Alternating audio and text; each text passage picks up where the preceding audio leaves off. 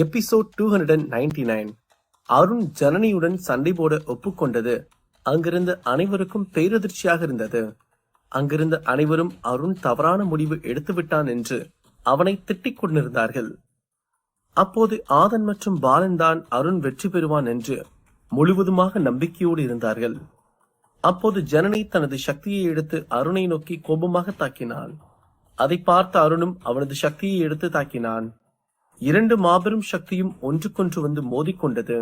அங்கு மிகப்பெரிய சத்தம் கேட்டது. அங்கிருந்த அந்த சண்டை போடும் மேடையே அதிர்ந்தது. அந்த இரண்டு சக்திகளின் தாக்கம் அங்கிருந்த மக்கள் அமர்ந்திருந்த இடம் வரை சென்றது. அவர்கள் அதை கண்டு மிகவும் ஆச்சரியமாக உணர்ந்தார்கள். ஆனால் அருண் சிங்கம் போல் அப்படியே அசையாமல் நின்று கொண்டிருந்தான். அவன் உடம்பு முழுக்க சக்தி ஆற்றல் வந்து அவனது உடம்பை கவர் செய்திருந்தது. அந்த சக்தி அவனை சிறிதளவும் நகர விடாமல் அவனது உடம்புக்கும் எந்த ஒரு காயமும் ஏற்படுத்தாதவாறு செய்தது. மறுபக்கம் ஜனனியால் அந்த தாக்கத்தை தாங்க முடியாமல் அவள் உடம்பு நடுக்கம் கண்டது. அந்த ஒரு அட்டாக் அருணின் சக்தி என்னவென்று ஜனனிக்கு புரிய வைத்தது. அருணின் சக்தி தாக்கம் மிகவும் சாதாரணமானது போல் தெரிந்தது. ஆனால் அது ஜனனி சக்தியில் மோதியதும் தான் மிகவும் வலிமையான ஒன்றாக மாறியது. இதில் அதிசயம் என்னவென்றால் ஜனனியின் சக்தி அருணை எதுவும் செய்யவே இல்லை. ஏன் அந்த சக்தி அவன் பக்கம் கூட நெருங்கவில்லை என்பதுதான் அங்கிருந்த மக்களுக்கு ஆச்சரியமாக இருந்தது. அங்கிருந்த மக்கள், எக்ஸ்பர்ட்கள் மற்றும் மாஸ்டர்கள் அனைவரும் அங்கு நடந்ததை பார்த்து அதிர்ச்சி அடைந்தார்கள். அங்கு பெரிய மேடையில் இருந்த ஏகன் தனது இடத்திலிருந்து எழுந்து, இது எப்படி சாத்தியமாச்சு? இந்த அருண் இவ்வளவு சக்தி வாய்ந்தவனா என்ன என நினைத்தார். அவரது அதிர்ச்சியை பாலன் பின்னால் இருந்து பார்த்து கொண்டுதான் இருந்தார். ஆனால் அவர் எதுவும் பேசவில்லை. அதேபோல் வேங்கையனும் பருளும் திரும்பி ஆதனை வியப்பாக பார்த்தார்கள். ஆதனும் எதுவும் பேசாமல் அங்கு நடக்கும் சண்டையை கவனமாக பார்த்து கொண்டிருந்தான்.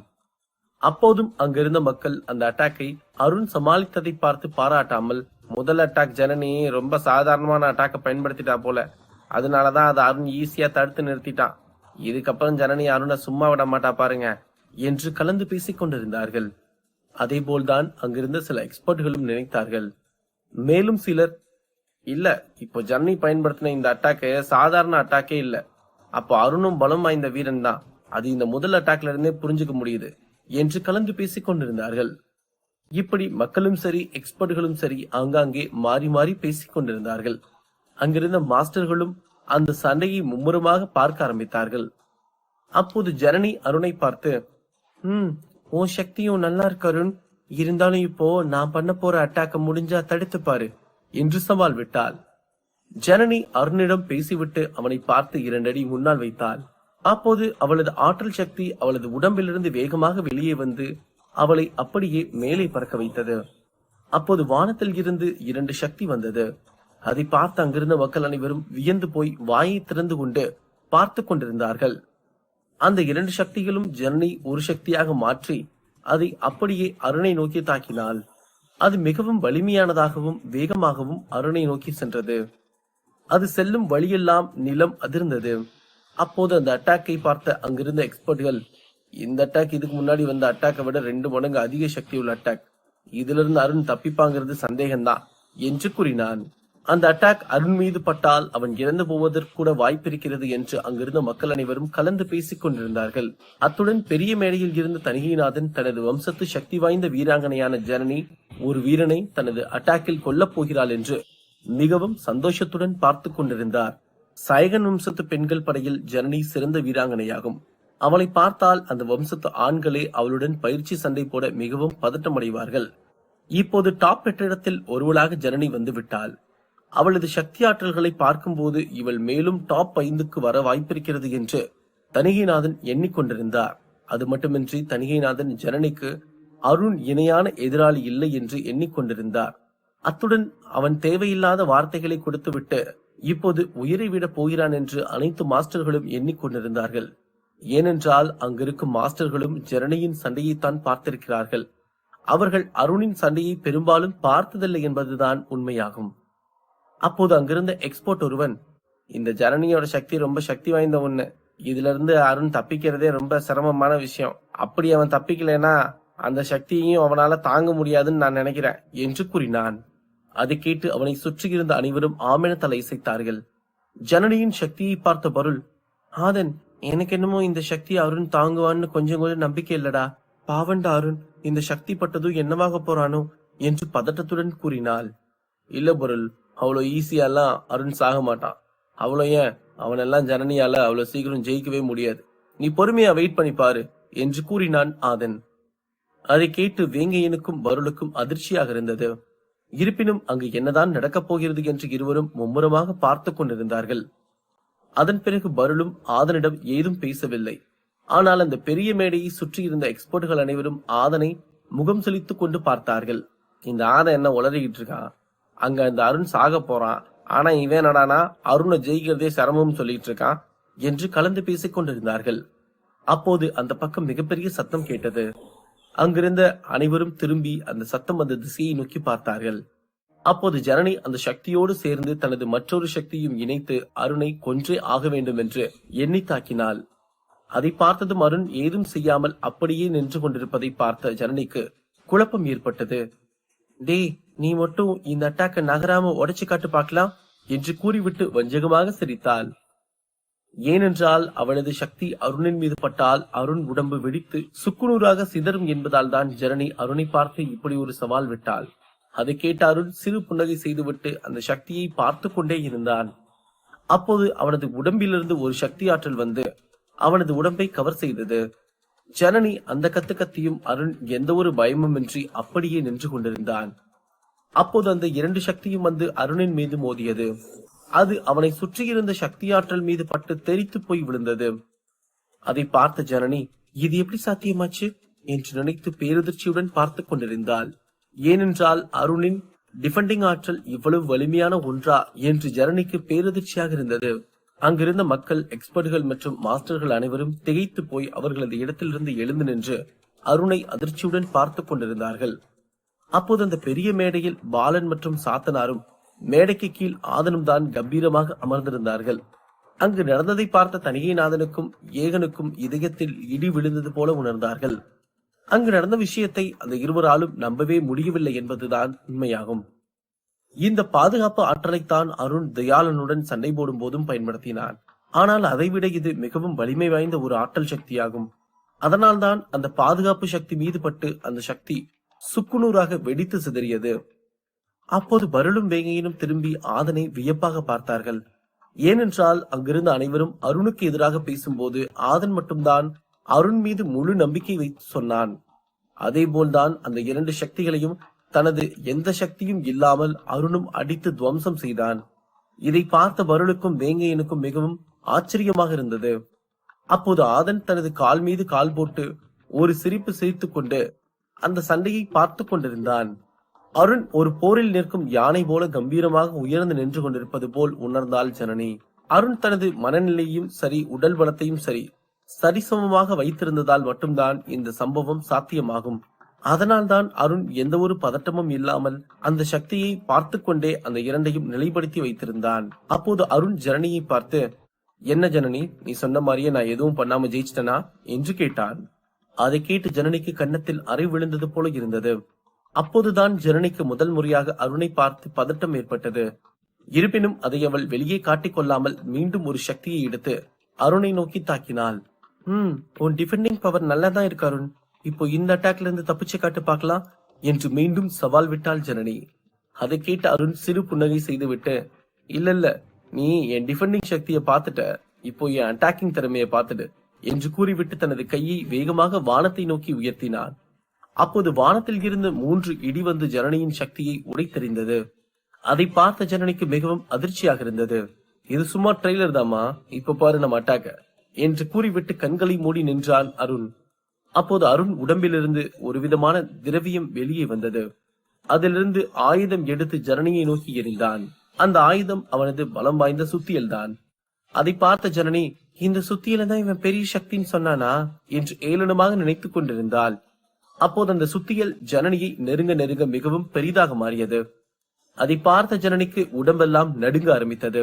அது மேலும் மேலும் பெருசாகிக் கொண்டே இருந்தது.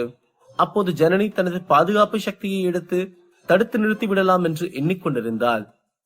அப்போது அந்த சுத்தியல் மேலும் மேலும் பெரிதாகிக் கொண்டே இருந்தது. அதை பார்த்து அங்கிருந்த மக்கள் அனைவரும் உறைந்து போனார்கள். முடிவாக அந்த சுத்தியல் ஜனனியை நெருங்கிய போது அந்த சுத்தியல் ஒரு வானத்தை போல் பெரிதாகவும் ஜனனி பூமியில் இருக்கும் வண்டு போலத்தான் இருந்தாள். அதை பார்க்கும் போதே ஜனனிக்கு தெரிந்து விட்டது அவளால் இந்த சுத்தியலை தனது பாதுகாப்பு சக்தி தாக்குப்பிடிக்கப் போவதில்லை என்று. அவளால் அந்த சுத்தியலில் இருந்து தப்பிக்கவும் முடியாது என்றும் புரிந்து கொண்டாள். அந்த பெரிய சுத்தியலை பார்த்து அங்கிருந்த அனைவரும் திகைத்து போனார்கள். என்னடா இது, இந்த சுத்தியல் இவ்வளவு பெருசா இருக்கு, இது மட்டும் ஜனனி மேல தெரியாம விழுந்துச்சுனாலும் அவ சட்னி தான் என்று மக்கள் அனைவரும் கலந்து பேசிக் கொண்டிருந்தார்கள். அந்த சுத்தியல் வேகமாக வந்து அங்கிருந்து சண்டை போடும் மேடையில் தான் அடித்தது. அப்போது அந்த மேடையை நிலநடுக்கம் வந்தது போல நடுங்குவதோடு விரிசல்களும் விட ஆரம்பித்தது. அதை பார்த்த அங்கிருந்த அனைத்து மாஸ்டர்களும் அவரவர் இடத்திலிருந்து எழுந்து பார்த்து கொண்டிருந்தார்கள். அந்த சுத்தியல் மேடையில் அடித்த அதிர்வையும் சத்தத்தையும் ஜனனியால் தாங்கவே முடியாமல் தடுமாறிக்கொண்டு காதை மூடிக்கொண்டும் இருந்தாள். ஜனனி அந்த சத்தத்தை கேட்க முடியாமல் காதை மூடிக்கொண்டு கத்தினாள். அவள் முகமெல்லாம் சிவந்து போனது.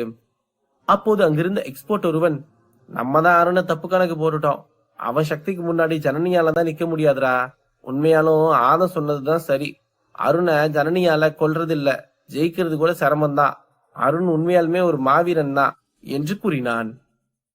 அதை கேட்டு அவனை சுற்றி இருந்த பல எக்ஸ்பர்ட்களும் ஆமென தலையசைத்தார்கள். அப்போது அந்த பெரிய மேடையில் இருந்த ஏகன் அதிர்ச்சியுடன் திரும்பி பாலனை பார்த்தார்.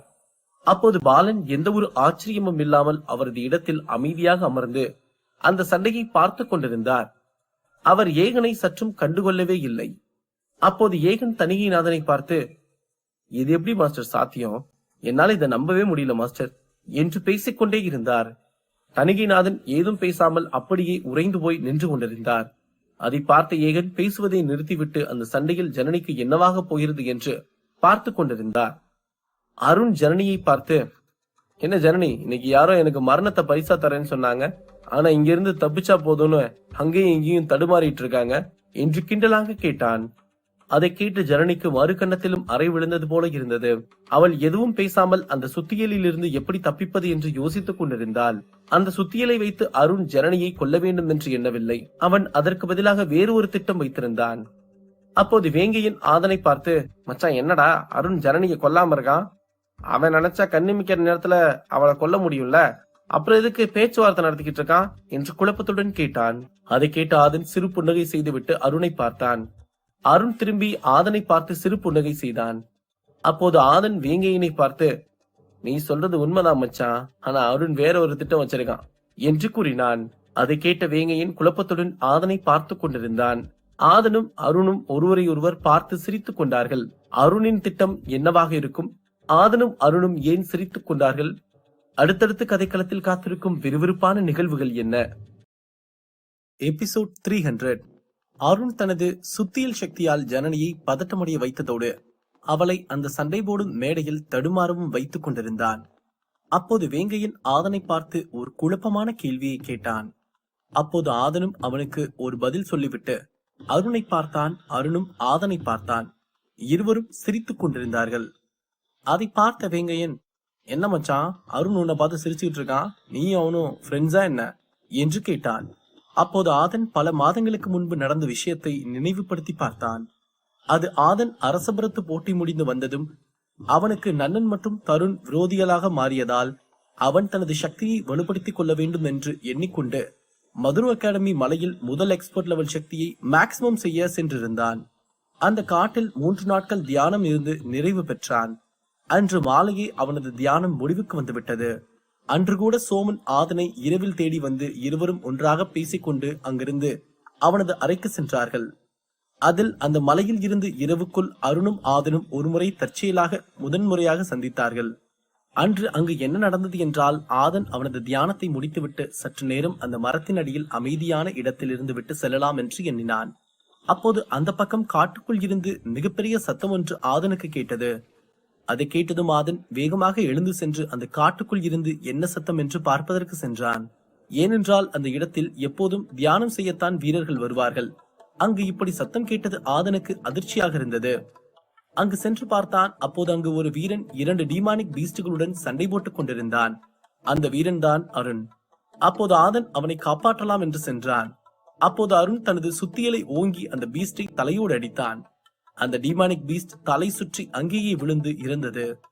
அதை பார்த்த ஆதன் பேரதிர்ச்சி அடைந்தான். அடேங்கப்பா, இவனோட சக்தி ரொம்ப ஸ்ட்ராங்கா இருக்குதே. சரி, அமைதியா நின்னு இவன் என்ன பண்றான்னு பார்க்கலாம் என்று நினைத்தான். அதன் பிறகு அருண் அந்த மற்றொரு டீமானிக் பீஸ்டுடன் சண்டை போடுவதற்கு ஆரம்பித்தான். அப்போது அந்த டீமானிக் பீஸ்ட் நெருப்பு சக்தியை வைத்திருந்தது. அது அதன் நெருப்பு சக்தியை எடுத்து அருணை நோக்கி தாக்கியது. அவனும் அங்குமிங்கும் நகர்ந்து தப்பித்துக் கொண்டே இருந்தான். ஒரு நேரத்திற்கு மேல் அந்த நெருப்பு சக்தியை பார்த்து அப்படியே நின்று கொண்டிருந்தான். அப்போது அதை பார்த்த ஆதன் அருண் சோர்வடைந்து நின்று கொண்டிருப்பது போல் இருக்கிறது என்று எண்ணிவிட்டு அவனை காப்பாற்ற சென்றான். அப்போது அருணை சுற்றி ஒரு பாதுகாப்பு சக்தி வந்து அவனது உடம்பை கவர் செய்தது.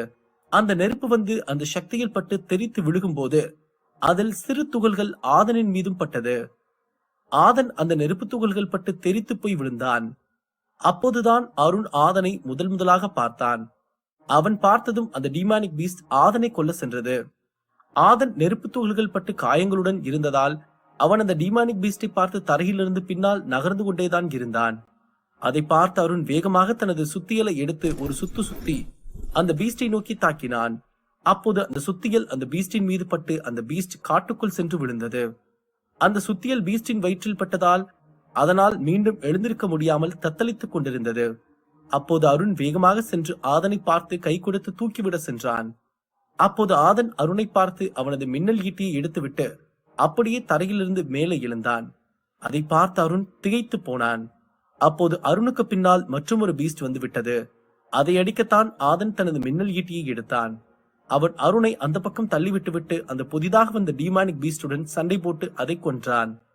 மறுபக்கம் அங்கு விழுந்து கிடந்த பீஸ்டை அருண் சென்று தனது சுத்தியலை வைத்து தலையில் அடித்துக் கொன்றான். அதன் பிறகு ஆதனும் அருணும் அறிமுகமானார்கள். அதன் பிறகு நெடுநேரம் இருவரும் பல விஷயம் பேசிக் கொண்டிருந்தார்கள். அதன் பிறகுதான் அருண் அங்கிருந்து கிளம்பி சென்றான். இருவரும் சிறிது நேரம் இருந்தாலும் மிகவும் நெருங்கிய நண்பர்களாக மாறினார்கள். அதன் பிறகுதான் ஆதன் அந்த மரத்தின் அடியில் அமர்ந்திருந்தான். சோமன் வந்தான். இருவரும் பேசிக்கொண்டே அவர்களது ரூமுக்கு சென்றார்கள். ஆதன் அருணின் அட்டாக்கிங் மற்றும் டிஃபெண்டிங் சக்தியை கண்ணெதிரே பார்த்ததால் தான் அவனுக்கு அருண் மீது அபார நம்பிக்கை இருந்தது. அத்துடன் அருணை அங்கிருந்த பலரும் பார்க்காததற்கான காரணம் என்னவென்றால் அவன் மாலை முதல் இரவு வரைதான் பயிற்சி எடுப்பான். அதுவும் அந்த காட்டில் தான் பயிற்சி எடுப்பான். அங்கு ஏதாவது வீரர்கள் வருவதை பார்த்தால் அருண் அங்கிருந்து சென்று விடுவான். ஆனால் ஆதன் ஒருமுறை பழக்கமானதற்கு பிறகு அவன் அந்த காட்டுக்குள் தனியாக வந்தால் பார்த்து பேசிவிட்டுத்தான் செல்வான். இப்படி அவர்களது நட்பு அனைவருக்கும் தெரியாமலேயே வளர்ந்து கொண்டிருந்தது. அது மட்டுமின்றி ஆதன் அருணை அவனது நண்பன் என்று சொல்லாமல் இருந்ததற்கான காரணம் என்னவென்றால் அவன் மீது அனைவரும் பகைமை உணர்வு வைத்து விடுவார்கள் என்றுதான். அருணும் ஆதனும் ஒருவருக்கொருவர் யாரென்று சொல்லிக் கொள்ளாமல் தெரியாதவர்கள் போலவே நடந்து கொண்டிருந்தார்கள். இதை கேட்ட வேங்கையன் மிகவும் சந்தோஷமாக உணர்ந்தான். ஓஹோ, உங்க 2 பேருக்குள்ள இப்படி ஒரு வலிமையான உறவு இருக்கா? சூப்பர் சூப்பர் ஆதன், இந்த விஷயம் மத்தவங்களுக்கு தெரியாம இருக்கிறது தான் நல்லது என்று கூறினான் வேங்கையன். அதை கேட்ட ஆதன் சிறு புன்னகை மட்டும் செய்துவிட்டு ஆமென்று தலையசைத்தான். வேங்கையன் ஆதனை பார்த்து, அது சரி மச்சான், இப்ப அருணோட திட்டம் என்ன என்று கேட்டான். அப்போது அந்த பக்கம் இருந்து மிகப்பெரிய சத்தம் கேட்டது. என்னால வலியை தாங்க முடியல என்று கேட்டது. அப்போது வேங்கையன் வேகமாக திரும்பி அந்த திசையை நோக்கி பார்த்தான். அங்கு ஜனனி மீது அருண் எந்த ஒரு அட்டாக்கும் செய்யவில்லை. ஆனால் அவள் கத்தி கதறிக் கொண்டிருந்தாள். வேங்கையன் அங்கு என்ன நடக்கிறது என்று உன்னிப்பாக பார்க்கும் போதுதான் தெரிந்தது. அந்த சுத்தியலில் இருந்து ஒரு விதமான லைட் சக்தி வந்து தரையில் விழுந்து கிடந்த ஜனனிக்கு அழுத்தம் கொடுத்தது. அவளால் அந்த அழுத்தத்தை தாங்கிக் கொள்ளவே முடியவில்லை. அவள் வலியில் கத்திக் கொண்டிருப்பது அந்த அரங்கத்தையே அவள் பக்கம் திரும்பி பார்க்க வைத்தது. அந்த அழுத்தத்தில் இருந்து ஜனனியால் சற்றும் நகரவே முடியவில்லை. அவள் அப்படியே படுத்துக்கொண்டு அங்குமிங்கும் குழந்தை போல தவழ்ந்து கொண்டிருந்தாள். ஒரு கட்டத்திற்கு மேல் அவளால் அந்த தாக்கத்தை தாங்க முடியாமல், நான் தோத்துட்டேன்னு ஒத்துக்கிறேன், என்ன விற்று அருண் என்று கத்தினாள். அதை கேட்ட அருண், எனக்கு நீ என்ன சொல்றேன்னு சரியா கேட்கல, என்ன சொன்னாலும் கொஞ்சம் எந்திரிச்சு தெளிவா சொல்றியா என்று கிண்டலாக கூறினான். அதை கேட்ட ஜனனி அந்த தாக்கத்தில் இருந்து எழுந்திருக்க மிகவும் முயற்சி செய்தாள். இருப்பினும் அவளால் அந்த சக்தியில் இருந்து கடுகளவும் அசையவே முடியவில்லை. அதை பார்த்த அருண் அவனது சக்தியை மீண்டும் எடுத்துக்கொண்டான். அப்போதும் சிறிது நேரத்திற்கு அவளால் தரையில் இருந்து எழுந்திருக்கவே முடியாமல் படுத்திருந்தாள். அப்போது அருண் ஜனனியை பார்த்து, ஒருத்தவங்களை தரக்குறவா பேசுறதுக்கு முன்னாடி உன் தரம் என்னன்னு பார்த்துட்டு பேசணும், சரியா? இந்த சுத்தியல் லைட் சக்தியவே உன்னால தாங்க முடியாம கத்திரியே, இந்த சுத்தியலை வச்சு அடிச்சிருந்தேன்னு வையே, உன்னோட எலும்பு கூட கிடைச்சிருக்காது. உனக்கு உயிர் பிச்சை போற, எந்திரிச்சு போ என்று கூறினான். அது கேட்டதும் அங்கிருந்த தணிகைநாதனுக்கு மிகவும் சங்கடமாக இருந்தது. அவருக்கு அங்கு நடப்பதை சற்றும் நம்பவே முடியவில்லை. அவர் அப்படியே அவரது இடத்தில் அமர்ந்து கொண்டார். அதை பார்த்து அட்டூரியனும் சயகன் வம்சத்து வீரர்களும் கன்னத்தில் அறை விழுந்தது போல நின்று கொண்டிருந்தார்கள். அத்துடன் ஏகனும் திரும்பி பாலனை பார்க்காமல் அப்படியே அவரது இடத்தில் சென்று அமைதியாக அமர்ந்து கொண்டார். மறுபக்கம் ஜனனி மெல்ல மெல்ல எழுந்து அருணை பார்த்தாள். அவன் சிங்கம் போல 2 இடுப்பிலும் கை வைத்து நின்று கொண்டிருந்தான். அருண் ஜனனியை பார்த்து பேசிவிட்டு அந்த சண்டை போடும் மேடையில் இருந்து இறங்கி சென்று விட்டான். அப்போது அதை பார்த்த ஜனனி அவள் அருணை சண்டைக்கு முன்பு பேசியதை நினைத்து பார்த்தாள். அது அவளுக்கு மிகவும் கேவலமாக இருந்தது. அதாவது அவள் பேசியது அவள் தன்னைத்தானே அறைந்து கொள்வது போல் இருந்தது. ஜனனி அங்கிருக்கும் அனைவரையும் சுற்றி பார்த்தாள். அங்கிருந்த அனைவரும் அருணை பற்றித்தான் புகழ்ந்து பேசிக் கொண்டிருந்தார்கள். ஜனனியும் மெல்ல மெல்ல அந்த சண்டை போடும் மேடையிலிருந்து இறங்கி தலையை குனிந்தவாறே சென்றாள். அருண் அவளை கொன்றிருந்தால் கூட அவளுக்கு இந்த அளவுக்கு அவமானம் இருந்திருக்காது. ஆனால் அவன் கொல்லாமல் விட்டுவிட்டு கடைசியாக சொல்லிவிட்டு சென்ற வார்த்தைகள் அவளது மனதில் அவள் 1000 முறை இறந்து போனது போல இருந்தது. அங்கிருந்த மக்களுக்கு தன் மீது இருந்த நம்பிக்கை போய்விட்டது என்று எண்ணி மிகவும் வருத்தத்துடன் சென்றாள் ஜனனி. அவள் உடம்போடு பாதுகாப்பு கவசமும் அணிந்திருந்தாள். இருப்பினும் அவளது உடம்பில் சிறு சிறு காயங்கள் ஏற்பட்டிருந்தது. அவள் அங்கு சென்று ஒரு இடத்தில் அமர்ந்து ஒரு ஹீலிங் மாத்திரையை சாப்பிட்டு விட்டு அங்கிருந்த அனைவரையும் பார்த்து கொண்டிருந்தாள் ஜனனி. அவள் அப்போது ஆதனை திரும்பி பார்த்தாள். ஆதன் ஜனனியை கிண்டல் செய்தவாறு பார்த்து கொண்டிருந்தான். அதை பார்த்தவளுக்கு மிகவும் கோபமாக வந்தது. அந்த நிலையிலும் அவள் வேகமாக எழுந்து வந்து ஆதனை பார்த்து, டே ஆதன், என்னடா என்ன பார்த்து கிண்டல சிரிச்சிட்டு இருக்க? அந்த அருண் வேணும்னா என்ன ஜெயிச்சிருக்கலாம், ஆனா உன்னாலலாம் என்ன கனவுல கூட ஜெயிக்க முடியாதுடா என்று கோபமாக கத்தினாள். அதை கேட்டதும் ஆதன் உறைந்து போனான். இப்போதுதான் காயப்பட்டு வந்து நின்று கொண்டிருந்தால் அதற்குள் இவள் இப்படி சத்தம் போடுகிறாளே என்று பார்த்து கொண்டிருந்தான். அங்கிருந்த மக்கள் ஜனனி தோல்வியடைந்து விட்டு வந்ததால் தான் அவள் கோபத்தை அருண் மீது காட்ட முடியாமல் ஆதனை நோக்கி காட்டிக் கொண்டிருக்கிறாள் என்று பேசிக் கொண்டிருந்தார்கள். அப்போது ஆதன் ஜனனியை பார்த்து, ஏய், வார்த்தைய பார்த்து பேசு, சரியா? இதுக்கு முன்னாடி நீ இப்படி வாய் பேசிதான் அருண் உன்னை அடிச்சு தவழ்ந்து போக விட்டுட்டான். இப்ப மறுபடியும் வந்து என்கிட்ட பேசிட்டு இருக்க, அது உனக்கு நல்லதில்ல, பாத்துக்கோ என்று கூறினான். அதை கேட்ட ஜனனி, அடேங்கப்பா, எனக்கு நல்லதில்லையா? என் கூட சண்டை போட்டா உனக்கு தான் நல்லதில்ல ஆதன். சும்மா அருண் என்ன தோக்கடிச்சிட்டான்னு நீ என்ன தோக்கடிச்சிடலான்னு பகல் கனவு கண்டுட்டு இருக்காது, சரியா என்று ஏளனமாக கூறினாள். சரி, உன் ஆசைய நான் ஏன் கெடுக்க? போய் உன் காயத்தெல்லாம் சரி பண்ணிட்டு வா, கண்டிப்பா சண்டை போடலாம் என்று கூறினான் ஆதன். ஆதனின் வார்த்தையை கேட்ட ஜனனி வேகமாக சென்று அங்கிருந்த ஒரு இடத்தில் அமர்ந்தாள். அப்போது தனிகைநாதன் ஒரு வீரனை அழைத்து 2 சக்தி வாய்ந்த ஹீலிங் மாத்திரையை கொடுத்து ஜனனியிடம் கொடுக்க உத்தரவிட்டார். அந்த மாத்திரையை வாங்கி ஜனனி சாப்பிட்டு விட்டு கண்களை மூடி 5 நிமிடத்தில் அனைத்து காயங்களும் சரியானது. அதை பார்த்து அங்கிருந்த எக்ஸ்பர்ட்கள் மற்றும் மக்கள் மிகவும் சந்தோஷமாக உணர்ந்தார்கள். அப்போது ஜனனி தனது இடத்திலிருந்து எழுந்து தனிகைநாதனை பார்த்து வணங்கிவிட்டு ஆதனை பார்த்து, இப்போ சண்டை போடுற மேடைக்கு வா ஆதன், நீ பேசுற வாய்க்கு உனக்கு விருந்து வைக்கிற என்று கோபமாக கூறிவிட்டு அங்கிருந்து அந்த சண்டை போடும் மேடையை நோக்கி சென்றாள். அதை பார்த்து அங்கிருந்த மக்கள், இந்த ஆதனுக்கு எதுக்கு தேவையில்லாத வேலை, அவதான் தோத்து போயிட்டு உட்கார்ந்துருக்கா, அவளை கிண்டல் பண்ணி சிரிச்சு இப்ப இவன் மாட்டிக்கிட்டான். இந்த மார்ஷியல் ஆர்ட்ஸ் உலகத்துல ஒருத்தன் உயிரை காப்பாத்துறதும் வாய்தான், ஒருத்தன் உயிரை எடுக்கிறதும் வாய்தான் என்று அனைவரும் கலந்து பேசிக் கொண்டிருந்தார்கள். அப்போது பருள் ஆதனை பார்த்து, ஆதன் ஜாக்கிரதையாரு, நீ அவளை ஜெயிக்கலனாலும் பரவாயில்ல, உனக்கு எதுவும் ஆகாம பாத்துக்கோ, சரியா என்று கூறினாள். பருளுக்கு ஜனனியின் சக்தி ஆதனை விட வலிமையானது என்று தெரியும். அதனால்தான் அவள் மிகவும் பயந்து கொண்டிருந்தாள். இருப்பினும் ஆதன் மீது அவளுக்கு நம்பிக்கை இருந்தது. பருளுக்கு ஆதன் தனது டிஃபெண்டிங் சக்தியை வைத்து தடுத்துக் கொள்வான் என்று அதீத நம்பிக்கை இருந்தது. இருப்பினும் அவளுக்கு ஜனனியின் சக்தியை பற்றி தெரிந்ததால் அவளுக்கு சற்று பதட்டமாகவும் இருந்தது. அதை கேட்ட ஆதன், அவளால என்ன எதுவும் பண்ண முடியாது பொருள், நீ எதுக்கும் கவலைப்படாம இரு, சரியா என்று கூறினான். அப்போது வேங்கையினும் ஆதனை பார்த்து, அது எங்களுக்கும் தெரியும் மச்சான், இருந்தாலும் நீ ஜாக்கிரதையா இரு, இவ சாதாரணமா இருந்தாலே பல அட்டாக் பண்ணுவா, இப்ப கொஞ்சம் தோத்து போனதுல பைத்தியம் பிடிச்ச மாதிரி வேற இருக்கா, அதுதான் கொஞ்சம் பயமா இருக்கு, மத்தபடி நீ அவளை தட்டி போட்டுட்டு வந்துருவேன்னு எங்களுக்கு தெரியும்டா என்று கூறினான். அதை கேட்டு ஆதன் சிரித்துவிட்டு சிறிது நேரம் கண்களை மூடி நின்று கொண்டிருந்தான். அவன் தன்னைத்தானே அமைதிப்படுத்திக் கொண்டு சண்டைக்கு சென்று பார்த்துக் கொள்ளலாம் என்று எண்ணிக்கொண்டிருந்தான். அப்போது மறுபக்கம் சோமன் சண்டை போட்டுக் கொண்டிருந்தான். அவன் இந்த போட்டியில் வெற்றி பெற்றால் டாப் 5க்குள் வந்து விடுவான். சோமன் தனது அனைத்து சக்தியையும் பயன்படுத்தி விட்டான். இறுதியாக நேரம் கிடைத்தால் இந்த வில்லம்பு சக்தியை பயன்படுத்தலாம் என்று இருந்தான். ஆனால் சோமனுக்கு எதிரில் இருந்த வீரன் சோமனின் சாட்டையில் வாங்கிய அடியில் தடுமாறிக் கொண்டிருந்தான். அதை பார்த்த சோமன், ஏண்டாடே, நான் வில்லம்பு சக்திய பீமன் வம்சத்து ஆளுங்க கிட்ட எல்லாம் பயன்படுத்தினண்டா, ஆனா இப்போ டாப் 10 சண்டைக்கு வந்தும் என்ன அந்த சக்தியை பயன்படுத்தாமையே ஜெயிக்க வச்சிருவீங்க போல இருக்கேடா என்று கூறிவிட்டு அவனது சாட்டையை வேகமாக ஓங்கி அந்த வீரனின் முதுகில் அடித்தான். அந்த வீரன் அங்கேயே மயங்கி விழுந்தான். அதை பார்த்த சோமன், அடே என்னடா இப்படி குப்புற விழுந்துட்ட, இவன் பேர் என்னடா என்று சுற்றியும் கேட்டான். அங்கு இருந்தவர்கள் அந்த வீரனின் பெயர் கோபால் என்று கூறினார்கள். அதை கேட்ட சோமன், கோவாலு, அடே கோவாலு, என்னடா நல்லா சண்டை போட்டுட்டு ஈடு கொடுத்துட்டு வந்து கடைசியில காலை விரிச்சு படுத்துட்ட என்று கிண்டலாக கூறினான். சோமன் பேசியதை கேட்டு அங்கிருந்த அனைவரும் சிரித்துக் கொண்டிருந்தார்கள். அப்போது அந்த போட்டி நடத்தும் மதுரா அகாடமி ஆட்கள் சிலர் வந்து அந்த வீரனான கோபாலை தண்ணீர் தெளித்து எழுப்பினார்கள். அவன் எழுந்ததும் அவனுக்கு அருகில் சோமன் இருப்பதை பார்த்து மீண்டும் சண்டை நடக்கப் போகிறது என்று பயந்து கொண்டு அந்த இடத்திலிருந்து ஓடிவிட்டான். அதை பார்த்த அனைவரும் சிரித்துக் கொண்டிருந்தார்கள். சோமனும் அவன் கீழே போட்ட சாட்டையை பார்த்து கை காட்டினான். அந்த சாட்டை வேகமாக சோமனின் கைகளுக்கு வந்தது. ஆதனுக்கு காத்திருக்கும் அதிர்ச்சி என்ன? ஜனனி வெளிக்காட்டப் போகும் மிகப்பெரிய சக்தி என்ன? அடுத்தடுத்து கதைக்களத்தில் காத்திருக்கும் சிறப்பான சம்பவங்கள் என்ன?